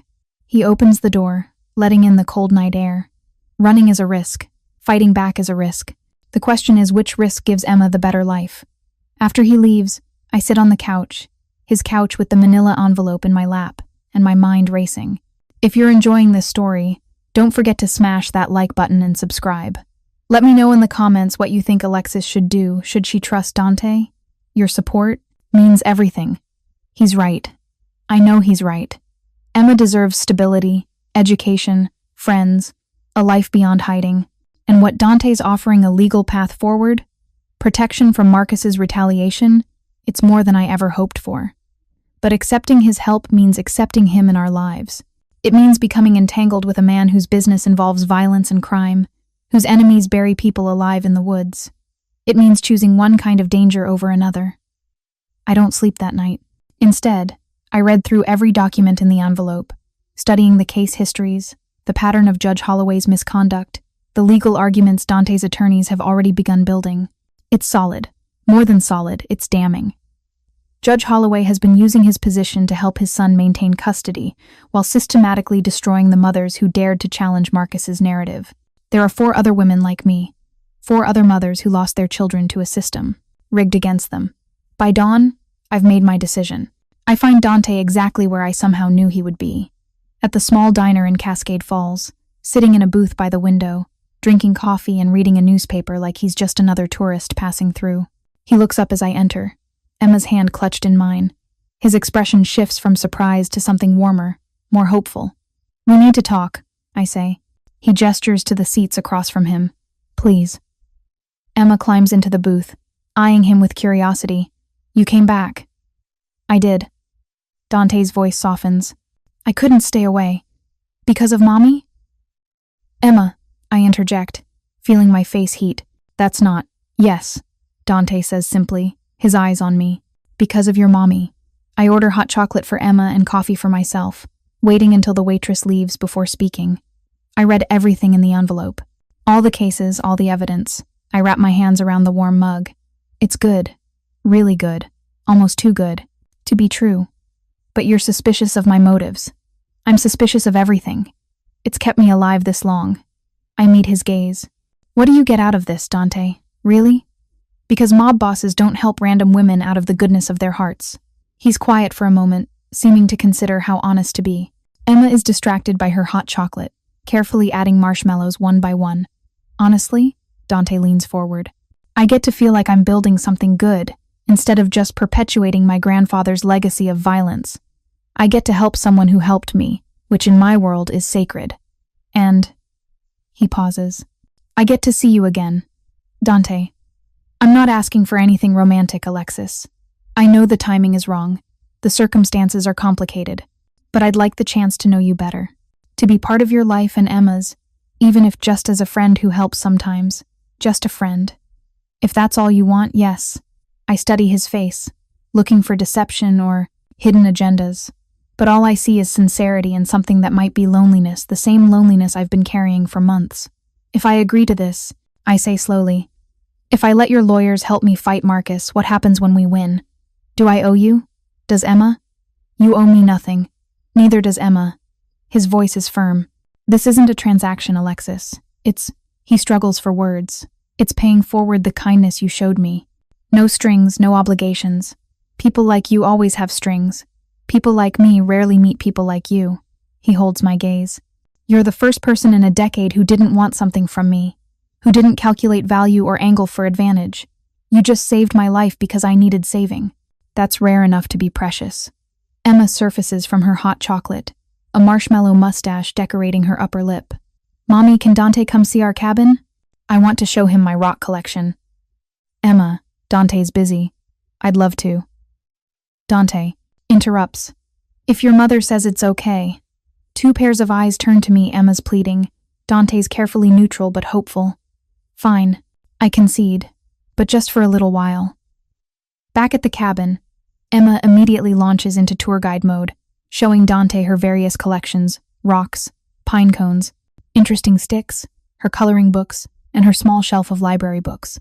Dante listens attentively, asking questions, treating her interest with the same seriousness he probably applies to mob business. Watching them together creates that strange ache in my chest again, the one that feels like longing for something I can't name. "Mommy's making a garden," Emma announces, pulling Dante toward the window that overlooks my pitiful attempt at cultivation. "So we can have vegetables." "That's smart," Dante observes, studying the plot. "Though you'll need to build a frame to protect it from deer, and probably add some fertilizer to that soil. It looks pretty depleted." "You know, about gardening?" I can't hide my surprise. My grandfather had a garden in Seattle, big one, with tomatoes and zucchini and herbs. I helped him tend it when I was Emma's age. A rare softness enters his voice. He used to say that a man who can't feed himself from the earth isn't really a man, just a parasite on others' labor. Wise man. He had his moments, in between running a criminal empire. The dry humor in his voice makes me smile despite myself. After Emma has exhausted her tour, I make lunch grilled cheese sandwiches, our staple meal. Dante eats with apparent enjoyment, though I suspect he's used to much finer cuisine. "This is good," he says, catching my skeptical look. "Really, reminds me of my childhood, before everything got complicated." "When did it get complicated?" "When my father was killed. I was 25, just finished law school, planning to join a legitimate firm. Then suddenly, I was the eldest male Corelli, and my grandfather needed me to step up. He sets down his sandwich. I had a choice. Let the family business fall apart or abandon my plans for a normal life. I chose the family. Do you regret it? Every day, and never. He looks at me. It's complicated. After lunch, Emma begs to show Dante the creek she discovered. I agree, needing the walk to clear my head, to process everything that's happening. We hike through the woods, Emma running ahead like a small, energetic scout while Dante and I follow at a more measured pace. His movements are still careful, favoring his injured side, but he's healing remarkably fast. How's your shoulder? I ask. Where the bullet was. Sore, but manageable. Your field medicine probably saved my life. Kept the wound clean enough that infection didn't go septic before I could get real treatment. I'm glad it worked out. We walk in comfortable silence for a few minutes, following Emma's excited shouts. The October woods are beautiful, all gold and red leaves against evergreen backdrop. Alexis, Dante says finally. I want to be honest about something. My stomach tightens. What? When I came back, it wasn't just to bring you those legal documents. It was, he pauses, seeming to choose words carefully. I've been thinking about you constantly since I left. About Emma. About the life you've built here despite having nothing. About how you saved me without hesitation, without knowing anything about me. Dante, I'm not finished. He stops walking, turning to face me. I'm not good at this. At feelings, at expressing things that aren't business-related. But you should know I'm falling for you, Alexis. Have been since you refused to let me die on your couch. Maybe even since you pulled me out of that grave. His gray eyes are intense, vulnerable in a way I haven't seen before. I know the timing is terrible. I know I'm the last person you should trust. The last person you should let into your life. But I can't. I won't lie about what I'm feeling. My heart hammers against my ribs. You barely know me. I know you're brave enough to run from an abusive husband and protect your daughter. I know you're kind enough to save a dying stranger. I know you're strong enough to build a life out of nothing in the middle of nowhere. He takes a step closer. I know that when you smile at Emma, it lights up your whole face. I know you drink your coffee black because you can't afford cream. I know you sing her lullabies in Mandarin, songs your mother probably sang to you. How do you? I pay attention, because you matter to me in ways I didn't know were possible. Every logical reason to pull away flashes through my mind. His world, Emma's safety, the impossible timing. My feet betray my logic and carry me closer instead. This is crazy, I whisper. Completely. His hand comes up, cupping my face with surprising gentleness. But I'm a little crazy, and you're brave enough to dig a stranger out of a grave in the woods. Maybe we're both crazy. Enough to make this work.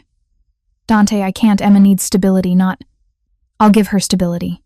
You both. Whatever you need. His voice is fierce now, determined.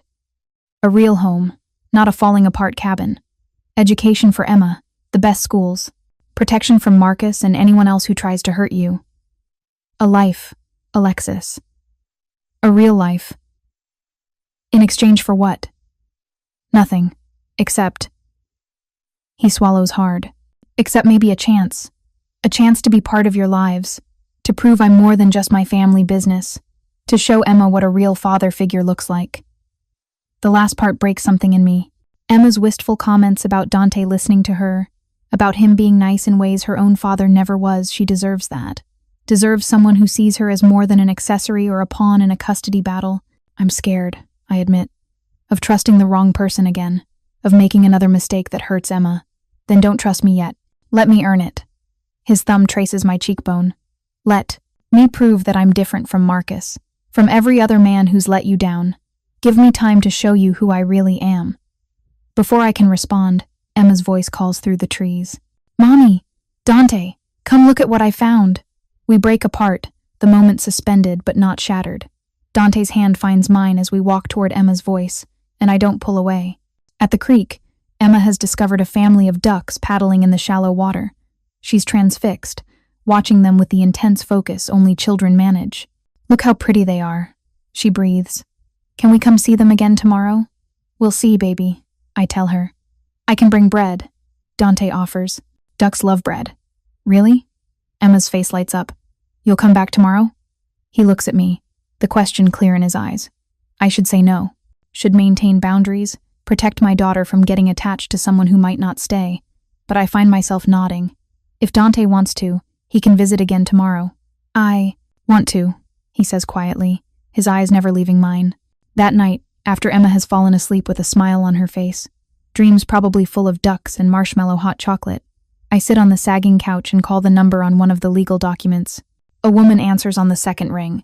Marianne Chen, Family Law. Miss Chen? My name is Alexis Chen. Dante Corelli gave me your information. There's a pause. Yes. Mr. Corelli mentioned you might call. Are you ready to discuss your case? I think so.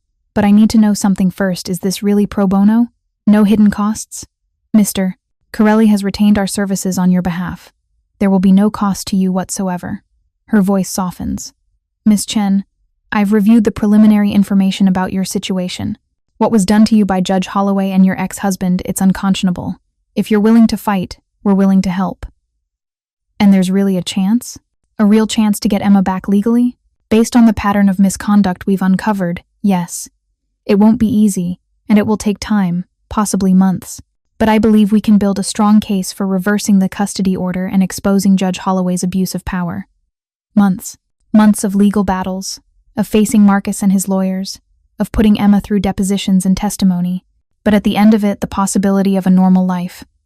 Okay, I say. I'm in. What do I need to do? First, I need to take your full statement. Every detail of the abuse, the custody proceedings, everything. Then we'll file motions to reopen the case and challenge the custody order. We'll also be filing complaints with the Judicial Oversight Board about Judge Holloway's conduct. We talk for 2 hours. I tell her everything. Marcus's escalating violence, the broken arm, the emergency custody hearing where I wasn't allowed to present evidence, the supervised visitations designed to humiliate me. The moment I decided, running was my only option. By the time we finish, I'm exhausted, and my throat is raw from holding back tears. You did the right thing, Marianne says, running to protect Emma, but now we're going to make sure you don't have to run anymore. After hanging up, I sit in the darkness of the cabin and let myself cry. For the first time in 6 months, they're not tears of desperation or fear. They're tears of hope. Dante comes back the next day, and the day after that, and the day after that. He brings bread for the ducks, as promised. Also groceries for the cabin, real groceries, not just the cheap staples I've been surviving on. Fresh fruit, good bread, meat, vegetables. I noticed your supplies were low, he says when I protest. He brings tools and materials to build a proper cold frame for the garden, spending an afternoon constructing it with Emma, helping, by handing him screws and chattering constantly. He brings a portable heater and asks quietly, "Is it okay if I leave this? Winters? Coming." He brings books for Emma from a bookstore in Seattle, beautiful hardcovers about space and science and animals. Her eyes light up like Christmas morning. "Dante, this is too much," I say after the 3rd day of gifts. "It's not enough." He's helping me prepare dinner, moving around my tiny kitchen with surprising competence. "You and Emma need things. I can provide them. Why wouldn't I? Because I'm not a charity case." He stops chopping vegetables, turning to face me. "Is that what you think this is? Charity?" I don't know what to think. I set down my knife. "You barely know us, and you're acting like someone who cares about you." His eyes are intense. "Because I do, Alexis. I care about both of you. And in my world, when you care about someone, you take care of them. It's not charity. It's family. We're not your family. Not yet." He says it quietly, but the words land like a bomb. "But I'd like you to be." Before I can respond, Emma bounds into the present. Kitchen. "Dante, look! I finished the picture I was drawing for you." She holds up a crayon, drawing recognizable as 3 figures standing in front of a cabin. 1 tall man, 1 woman, 1 small girl. Above them, she's written in careful letters, "My family." Dante takes the picture like it's made of glass, studying it with an expression I can't quite read. "This is beautiful, Emma. Thank you. That's you, me, and Mommy," she explains unnecessarily, pointing to each figure. "We're a family now, right? Because families help each other and Dante helps us all the time." I feel my throat tighten. "Emma, sweetie." "Right," Dante says, his voice rough. "Families help each other." He hangs the drawing on the refrigerator with a magnet, and I see his hand shake slightly as he does. My throat tightens with unexpected emotion. That night, after Emma is asleep, and Dante should be leaving to drive back to Seattle but somehow isn't, we sit on the cabin's small porch, sharing a bottle of wine. "Brought. She's getting attached to you," I say quietly. "Emma, I'm getting attached to her. He takes a sip of wine. To both of you. What happens when this ends? When you go back to your real life and we're just what? A memory? This is my real life. He turns to face me. More real than anything I've experienced in years. Alexis, I'm not playing house. I'm not pretending. This you, Emma. These quiet evenings, this is what I want. You want to play dad to a 6-year-old and date a woman hiding from her ex-husband while running a criminal empire on the side? I want to be Emma's father figure, yes. I want to date you, yes. And I want to gradually transition my family's business into legitimate enterprises so that by the time Emma's old enough to understand what I do, there's nothing to hide. He sets down his wine glass. I told you meeting you changed something. Made me realize I've been building an empire with no one to share it with. No reason for it beyond maintaining my grandfather's legacy. But what if I could build something different? Something Emma could be proud of someday? That's a big change. Your family will adapt.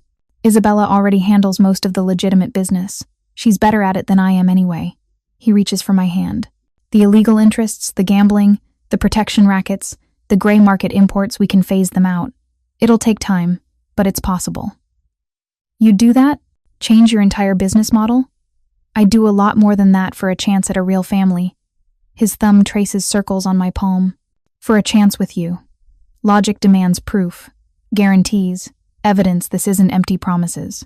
But his eyes hold the same raw honesty I saw when he was dying on my couch, vulnerability that can't be faked. I'm still scared, I admit. Good. Fear keeps you cautious. He lifts my hand to his lips, pressing a soft kiss to my knuckles. But don't let it keep you from taking a chance on something good. Before I can overthink it, before I can list all the reasons this is a terrible idea, I lean forward and kiss him. It's tentative at first, testing, asking permission. But Dante responds with a gentleness that surprises me, his hand coming up to cup my face as he deepens the kiss. He tastes like wine and promises, like safety and danger in equal measure, like everything I've been craving without knowing it. When we finally break apart, both breathing hard, he rests his forehead against mine. Tell me I'm not imagining this, he whispers. You're not imagining it. I close my eyes. I'm terrified, but I'm not imagining it either. Good. His arms come around me, holding me against his chest. Because I'm not going anywhere, Alexis. Not unless you tell me to go.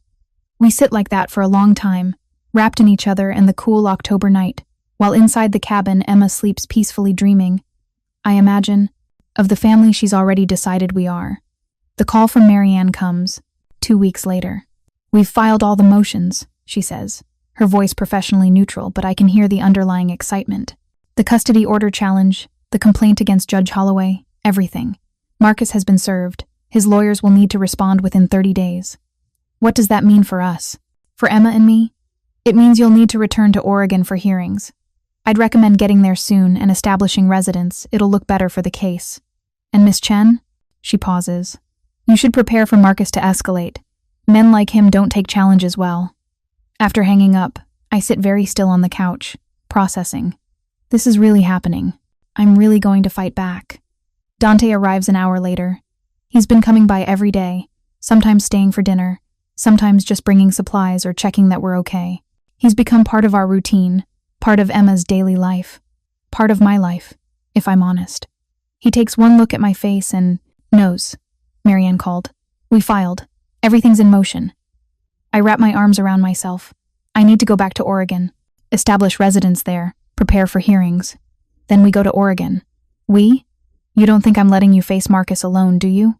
His eyes are steel. You and Emma are under my protection, Alexis. That means I'm there, in whatever capacity you need. Dante, I can't ask you to.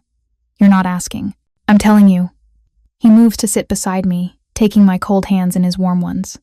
Marcus hurt you, terrorized you, took your daughter, and now you're fighting back, and he's going to be vicious. But he's also going to discover something new. What? That you're not alone anymore, that you have resources he can't match, protection he can't breach, and someone who will burn his world down if he tries to hurt you again. The fierce protectiveness in his voice should alarm me. Instead, I feel safe for the first time in years. I thought you were transitioning out of the mob life, I say softly. I am. But I'll make an exception for Marcus Holloway. His smile is cold. Protecting my family doesn't violate any of my principles. His family, He says it so naturally now, like it's a foregone conclusion. Maybe it is. Okay, I say. We go to Oregon. Together. Together. He agrees and seals it with a kiss that tastes like promise and home. We leave Cascade Falls 3 days later. Dante arranges everything with the efficiency of someone used to managing complex operations. He leases a house in Portland, not far from Marianne's office, but in a safe neighborhood with good schools. He hires a moving company to pack what little we have from the cabin. He even negotiates an early termination of my lease with Old Man Patterson. This feels surreal, I tell him, as we watch Emma run through the empty rooms of our new Portland house. 2 months ago, I was hiding in a cabin with no heat. Now I'm living in a 4-bedroom house in a good neighborhood with security cameras and you paying the rent. Consider it an investment in our future. He slides an arm around my waist. Besides, the security is non-negotiable. Once Marcus knows where you are, he'll try something. That's comforting. It's realistic. His voice is serious. But Alexis? He's going to find that trying something against you now is very different from terrorizing an isolated woman with no resources. He's playing a different game, with different stakes. The first hearing is scheduled for 6 weeks away. In the meantime, Marianne files a motion for temporary visitation, arguing that the current custody order was obtained through fraudulent means and should be stayed pending investigation. Marcus's lawyers fight back viciously. They file counter-motions claiming I'm a fugitive who kidnapped Emma. They demand immediate return of the child to her father's custody. They even suggest I'm mentally unstable and potentially dangerous. But Marianne is ready. She submits the evidence we've gathered: medical records from the broken arm, witness statements from neighbors who heard Marcus's rages, documentation of the supervised visitations designed to humiliate me. Most damning of all, she presents the pattern of Judge Holloway's misconduct in similar cases. The judge assigned to our case is furious, Marianne reports after one preliminary hearing. Not at us, at his colleague. Apparently, Judge Holloway's pattern of behavior reflects badly on the entire bench. He's taking this seriously. Emma, meanwhile, is thriving. She starts at a small private school. Dante selected one with an excellent science program and small class sizes. Within a week, she has friends. Within 2 weeks, she's been invited to a birthday party. Can Dante come? She asks me the night before the party. Sarah's parents said whole families are invited. Emma. Dante's not. I start, then stop. What is Dante? Not her father, certainly. But not just a family friend, either. He might be busy, sweetie. I already asked him, she says proudly. He said yes. He's going to help me pick out a present tomorrow. I find Dante in the kitchen, preparing dinner. He's gotten comfortable in our space, moving around with easy familiarity. You agreed to go to a 6-year-old's birthday party? I ask. Emma asked. How could I say no? He looks up from the vegetables he's chopping. Unless you'd rather I didn't? I don't want to overstep. No, I struggle to articulate what I'm feeling. You're becoming her father figure, Dante. You know that, right? If this doesn't work out between us, if something happens, she's going to be devastated. He sets down the knife, giving me his full attention. Then we'll make sure nothing happens. We'll make this work, Alexis, whatever it takes. You can't promise that. Life doesn't work that way. Watch me. He crosses to me, framing my face with his hands. I'm not Marcus. I'm not your father who left. I'm not anyone else who's let you down. When I commit to something to someone, it's permanent. Emma is my daughter in every way that matters except biology. And you, his voice roughens. You're the woman I'm falling in love with more every day. So yes, I can promise. Because walking away from you two would be like ripping out my own heart. I kiss him then, pouring everything I can't say into the contact. Fear and hope, and desperate belief that maybe, just maybe, this could actually work. The birthday party is at a trampoline park. Chaos of children, and noise that Dante navigates with surprising competence. He helps Emma pick out her gift that morning, a telescope, because of course he paid attention to her astronomy obsession. Sarah's parents are warm, welcoming, asking the usual getting-to-know-you questions. When they ask about our relationship, Dante answers smoothly. I'm with Alexis. We're together. Together. Simple, but it encompasses everything we're becoming. Emma talks. About you constantly, Sarah's mother tells Dante. She says you're teaching her to play chess. She's a natural strategist, picks up patterns quickly. He watches Emma bouncing on a trampoline with her new friends, his expression soft. She's remarkable. Later, as we're leaving, Emma crashes from her sugar high and falls asleep in the car. Dante carries her inside, tucking her into bed with a gentleness that makes my heart ache. "Thank you," I tell him as we retreat to the living room. "For being so good with her, for caring." "Thank me?" He pulls me onto the couch beside him. "Alexis, she's given me purpose I didn't know I was missing. Before you two, my life was meetings and territories and maintaining power. Now I rush through business so I can get back here for dinner. I find myself thinking about school projects and birthday parties and what book she'll want me to read next.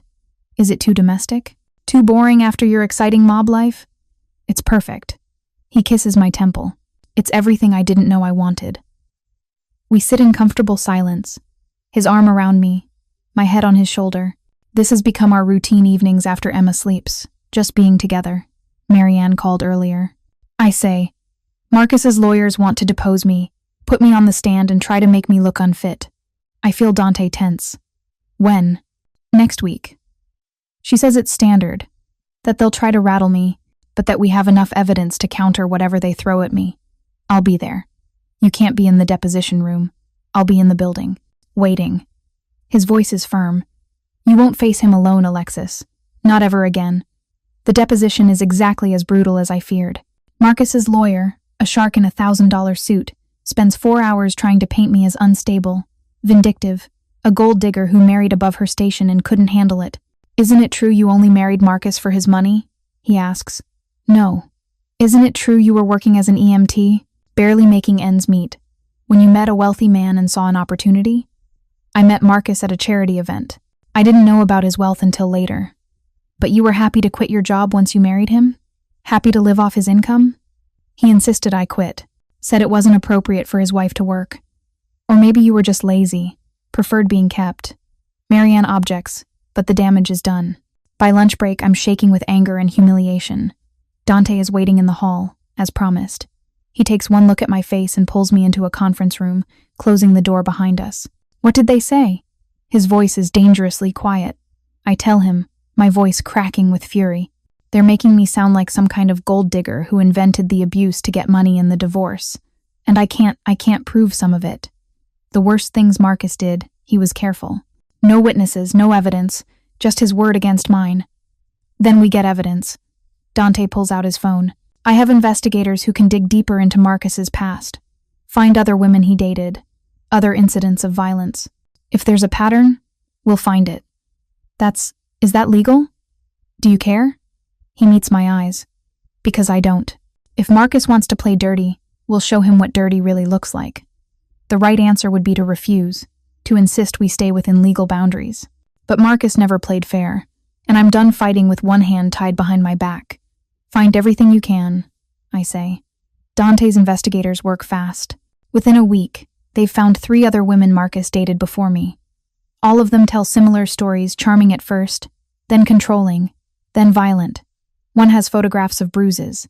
Another has hospital records from a broken rib. None of them reported him to police. All of them were convinced by Marcus or his father that no one would believe them. Marianne submits everything to the court. Marcus's lawyers try to have it excluded, arguing, relevance, but the judge allows it. A pattern of behavior is relevant to custody determinations. "We're winning," Marianne tells me after the hearing where the evidence is admitted. Not definitively yet, but momentum is shifting. The judge is seeing Marcus for what he is. That night, I get a call from an unknown number. "Hello? You bitch." Marcus's voice is cold with rage. "You think you can destroy me with lies? Ruin my reputation?" My blood runs cold. "Marcus, I'm going to make you pay for this. You and whoever put you up to it. When I get custody back, and I will, you'll never see Emma again. I'll make sure of it." The call disconnects. I sit frozen, phone still pressed to my ear, until Dante appears. He's been in the kitchen, but something in my expression brings him running. "What happened?" I tell him, my voice shaking. "He threatened me, said he's going to make sure I never see Emma again." Dante's expression goes cold and hard, the mob boss, not the gentle man who reads bedtime stories. "Give me your phone." I hand it over, and he scrolls through the recent calls, making note of the number. Then he makes a call of his own. "Antonio, I need you to trace a number for me. And when you find who it belongs to, I want full surveillance. Every call, every text, every movement." He pauses. Because the motherfucker just threatened my family, that's why. My family. He says it with absolute conviction. After he hangs up, he pulls me against him. That was stupid of him. Really stupid. What are you going to do? Make sure he understands that threatening you has consequences. His voice is cold. He wants to play games? He's about to learn he's playing with someone who doesn't follow the rules he's used to. Dante, don't do anything. Illegal? I won't. He kisses the top of my head. But I will make his life very uncomfortable. Starting with ensuring his pharmaceutical company loses several major distribution contracts, followed by some well-placed questions to the IRS about his father's finances. Legal, but devastating. You can do that? Baby, I can do a lot more than that. His smile is cold. Marcus has been bullying you using his father's connections. Now he gets to learn what real power looks like. Marcus's threats prove empty. Within a week of his phone call, his company loses 2 major contracts coincidentally with suppliers Dante has business relationships with. His father receives notice of an IRS audit, and somehow, despite all his lawyer's efforts, the judge denies his motion to dismiss our case. He's panicking, Marianne reports. His lawyers are making mistakes, filing sloppy motions. They're not used to losing. The final custody hearing is scheduled for early December. 3 months after we filed, after countless motions and depositions and legal maneuvering, it all comes down to one hearing. This story is reaching its most intense moment. Make sure you're subscribed so you don't miss how it ends. Hit that notification bell, and drop a like if you're rooting for Alexis and Emma. I'm terrified. What if we lose? I asked Dante the night before. What if the judge decides Marcus's money and connections outweigh everything else?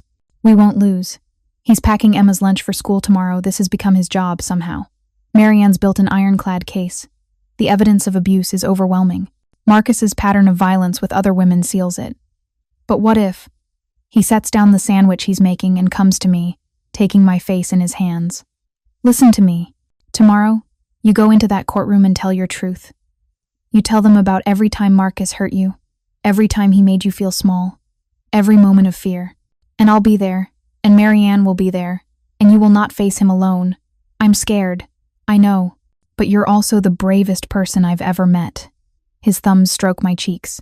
You dug me out of a grave and saved my life. You ran from an abusive husband to protect your daughter. You're fighting back against a system designed to protect men like Marcus. That's courage, Alexis. Real, bone-deep courage.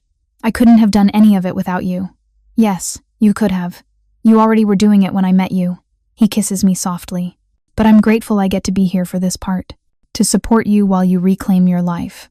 That night, he holds me while I sleep, chasing away nightmares of losing Emma, of court siding with Marcus, of everything falling apart. The courtroom is packed. Marcus sits at the defendant's table with his lawyers, looking every inch the respectable businessman. His suit is impeccable, his expression composed. Only I can see the cold rage in his eyes when he looks at me.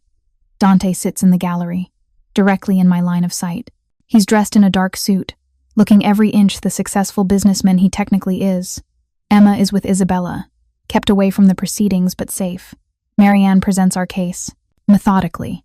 The medical records, the witness statements, the pattern of Marcus's violence with other women, Judge Holloway's misconduct in similar cases, the fraudulent basis of the original custody order. Marcus's lawyers try to counter. They argue that I'm a vindictive ex-wife making up allegations, that Marcus is a devoted father being unfairly maligned, that my running away with Emma proves my instability. But it's hollow. The evidence is too strong, the pattern too clear. When it's my turn to testify, I'm shaking as I take the stand. But then I see Dante in the gallery, steady and sure, and I find my voice. I tell them everything, every detail I've shared with Dante and more. The judge listens intently, nodding occasionally, his expression growing darker.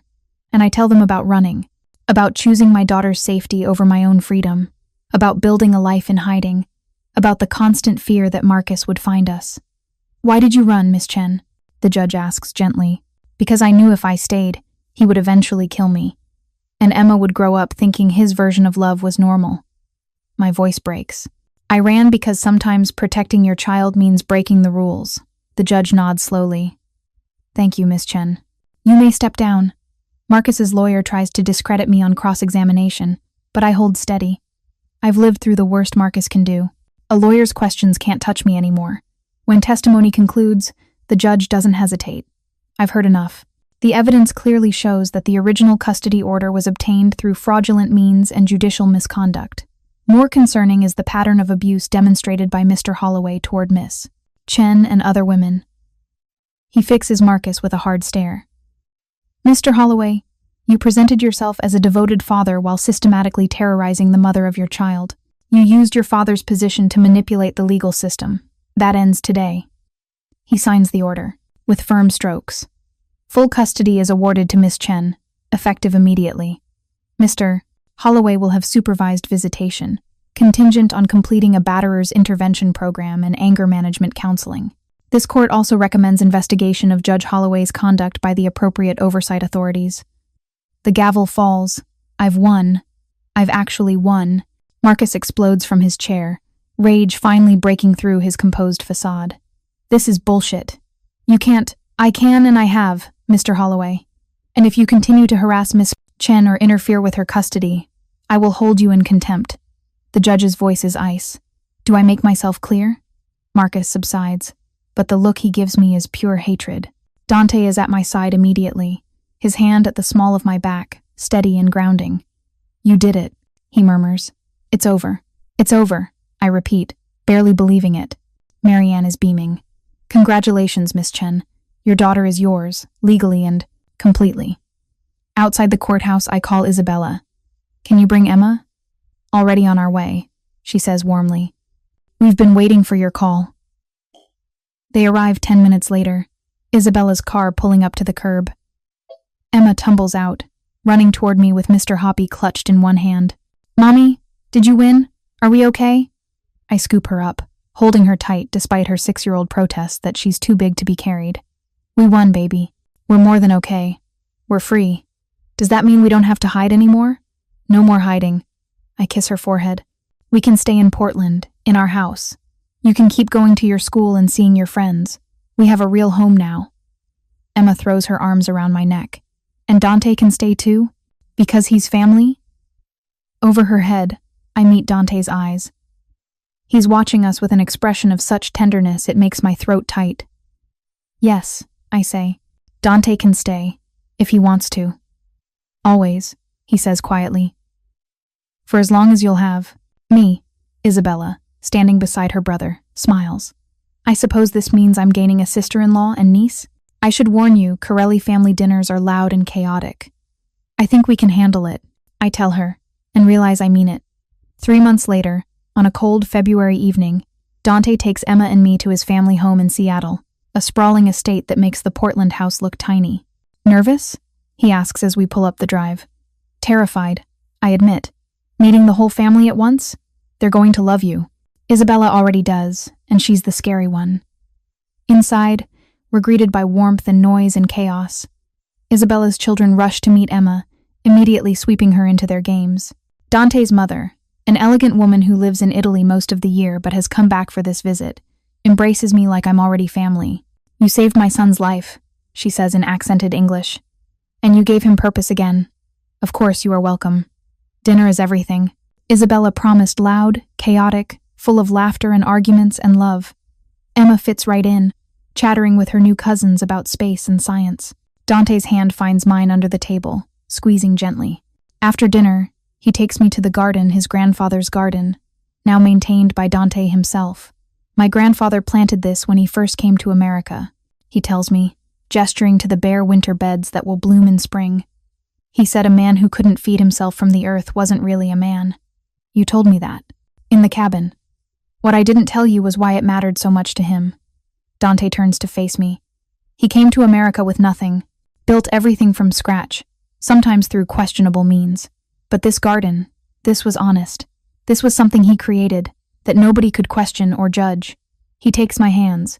I've been trying to build something similar. A legacy that Emma could be proud of, that doesn't involve violence or crime. And I think I've found it. The legitimate businesses? You. His gray eyes are intense. You and Emma, building a family, a home, something real and good. That's the legacy I want. He drops to one knee, and my heart stops. I know it's fast. I know we've only known each other for 6 months. But Alexis, I knew when you dug me out of that grave that you were going to change my life. I just didn't know how completely. He pulls out a ring, simple, elegant, perfect. Marry me. Let me be Emma's father legally, not just in practice. Let me spend the rest of my life proving that you made the right choice in saving me. I'm crying, but I'm also laughing. Yes, God, yes. He slides the ring onto my finger and stands, pulling me into a kiss that tastes like promise and forever. Mommy! Dante! What are you doing? We break apart to find Emma standing in the garden doorway, Isabella's children peering over her shoulders. Emma, Dante says, kneeling to her level, I just asked your mother to marry me, which means I'd like to officially be your dad, if that's okay with you. Emma's face lights up like the sun. Really? You'll be my actual dad? If you'll have me. She launches herself at him, and he catches her, holding her tight. I've wanted a real dad forever, she says into his shoulder. Not Daddy Marcus. A dad who's nice and listens and teaches me things. Then that's what I'll be, he promises, for the rest of my life. Looking at them, at my daughter and this man who came into our lives in the strangest way possible, I realize something. Sometimes, saving someone's life means saving your own. Sometimes digging a stranger out of a grave in the woods leads to digging yourself out of a life you've been barely surviving. And sometimes the most dangerous man you'll ever meet turns out to be the safest place you've ever known.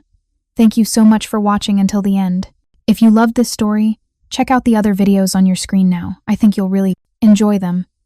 And don't forget to subscribe if you haven't already. See you in the next story.